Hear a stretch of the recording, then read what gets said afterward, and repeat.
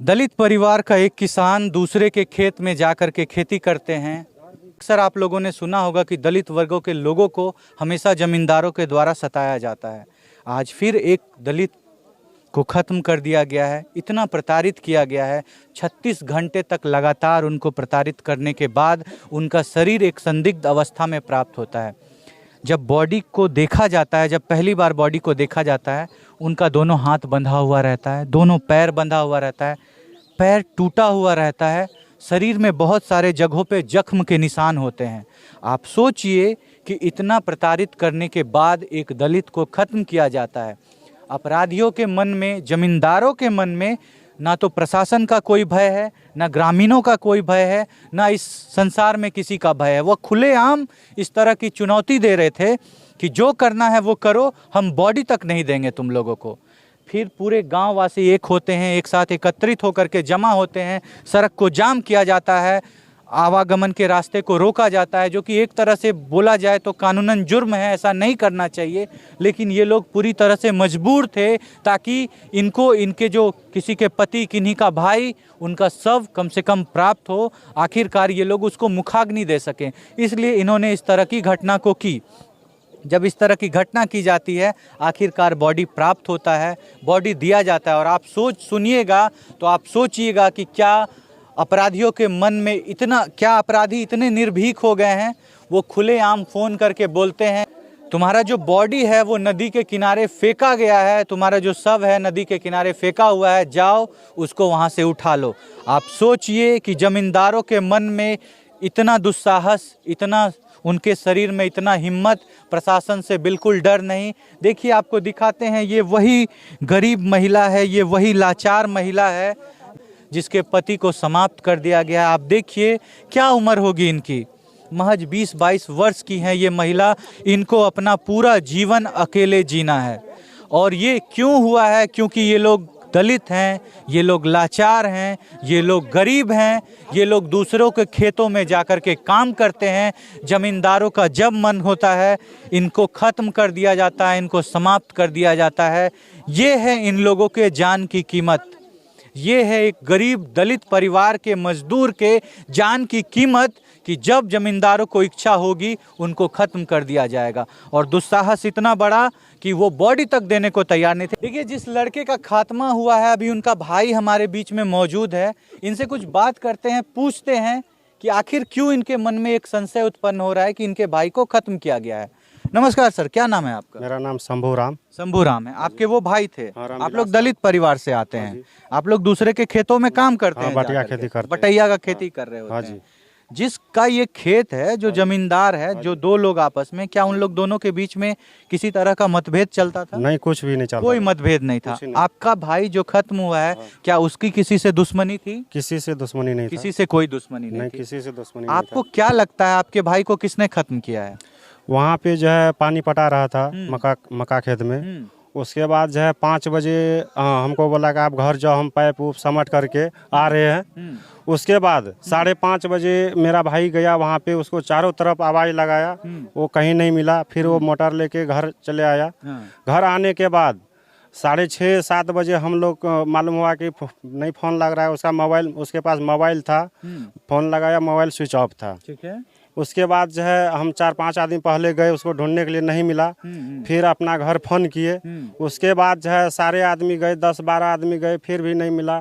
फिर गांव वाले को फोन किया।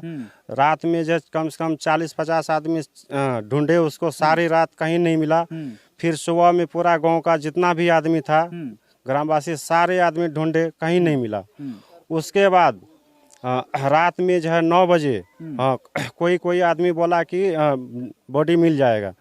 किसने आपको बताया ये बात कि बॉडी मिल जाएगी? आपको किसने बताया ये बात? उसका क्या नाम है? उसका नाम था अब्दुल्ला। फिर 36 घंटे के बाद वो सब जब वहाँ जहाँ बोल रहा था कि करंट लगा है, वहाँ से कम 2-2.5 किलोमीटर दूरी, 2.5 किलोमीटर दूरी उत्तर साइड में उसका पानी में सब मिला 36 घंटे के बाद। जिस जगह ये सब प्राप्त हुआ है, उनका घर उन्हीं के पास है? उन्हीं के पास है उसका घर। देखिए, यहाँ से स्पष्ट एक बात समझ में आती है कि कुछ लोग वहाँ पे तार बिछाए रहते हैं, उसी के घर के पास इस लड़के का बॉडी मिलता है। उसी के घर के पास एक नदी है जिसमें इस लड़के का बॉडी प्राप्त होता है। इन लोगों को मन में संशय इसलिए उत्पन्न हो रहा है क्योंकि उन्होंने ही 2 दिन पहले फ़ोन करके बोला था कि आपके भाई की बॉडी मिल जाएगी। लेकिन दिक्कत यहाँ पे तब आती है जब बॉडी प्राप्त होती है, वो बॉडी ऐसा नहीं लगता है कि 36 घंटे पहले उसका खात्मा हुआ है। 36 घंटे से बॉडी से एक दुर्गंध आने लगती है, चाहे वो पानी में हो चाहे वो बाहर रखा हुआ हो। उस बॉडी को देख करके ऐसा लग रहा था जैसे वो अभी मतलब तत्काल ही उसकी मृत्यु हुई है, तत्काल ही वो खत्म हुआ है। इसलिए इन लोगों के मन में एक संशय उत्पन्न हो रहा है कि उन्हीं लोगों ने उसका खात्मा किया है। खात्मा करने के बाद उसको नदी के किनारे ले जाकर के फेंक दिया है। अब सवाल ये उत्पन्न होता है, आखिर उन लोगों ने उसका खात्मा क्यों किया? चलिए बात करते हैं। आपको यही लगता है ना सर? हाँ जी, हाँ यही लगता है। अब जो सवाल है हमारा कि आखिर उन लोगों ने उनको खत्म क्यों किया, आपको क्या लगता है? उससे तो कोई दुश्मनी नहीं था, कुछ नहीं था। अच्छा, हाँ, उसके बाद जो है पता नहीं क्या था, नहीं था। आप लोगों ने उनसे बात करने की कोशिश की? हाँ, बात करने का कोशिश की। हाँ, लेकिन वो बोल रहा था कि हमको मालूम नहीं है। हाँ। लेकिन अगर वही तुमको मालूम नहीं है तो तुम कैसे बोल रहे हो कि बॉडी मिल जाएगी? आपने पूछा? हाँ पूछा था, बोलता रहा नहीं मालूम है। 24 घंटे के बाद जो है वो बताया कि 2 घंटे में दे देंगे, 3 घंटे में दे देंगे। फिर भी गया वहाँ पे 10-15 आदमी गया, लेकिन दिया ही नहीं। फिर बोला रात में 12-1 बजे फ़ोन किया, बोला कि बॉडी फलाने जगह पड़ा हुआ है। फिर हम लोग जो है गाँव का जितना भी आदमी था सारे आदमी गए वहाँ पे, चारों तरफ ढूंढा, कहीं नहीं मिला। 2 बार ढूंढे, नहीं मिला। तीसरा बार गए तो फिर जो है पानी में लाश मिला 3:30 बजे। और वो उन्हीं लोग के द्वारा फोन किया गया कि बॉडी वहाँ पे है? हाँ, उन्हीं लोग के द्वारा फोन किया गया। देखिए, ये दलित परिवार से आते हैं, कमजोर वर्ग के लोग हैं, दूसरे के घरों में जा कर के खेती करते हैं, खेती करके अनाज उपजा करके किसी तरह अपने जीवन को यापन करते हैं। गरीब होने के वजह से, दलित होने के वजह से इन लोगों के साथ आए दिन अन्याय होते रहता है। आज फिर से एक अन्याय का सामना इस दलित परिवार के लोगों को करना पड़ रहा है, जिसमें इसके भाई को खत्म कर दिया गया है। पुलिस आने के बावजूद बॉडी को प्राप्त होने में 36 घंटे लग जाते हैं। आप सोचिए, वो इतने निर्भीक निडर लोग थे कि 2 दिन पहले से बोल रहे थे बॉडी हमारे पास है, हम आपको बॉडी दे देंगे, लेकिन 2 दिनों तक बॉडी नहीं दी गई। अब उनके मन में क्या चल रहा था, क्यों वो उसको प्रताड़ित कर रहे थे, क्यों उसका खात्मा 2 दिन के बाद किया है, ये बहुत ही संशय का विषय है। गरीब लोग हैं, लाचार लोग हैं, पुलिस के तरफ से भी बहुत ज़्यादा मदद नहीं मिल रही है।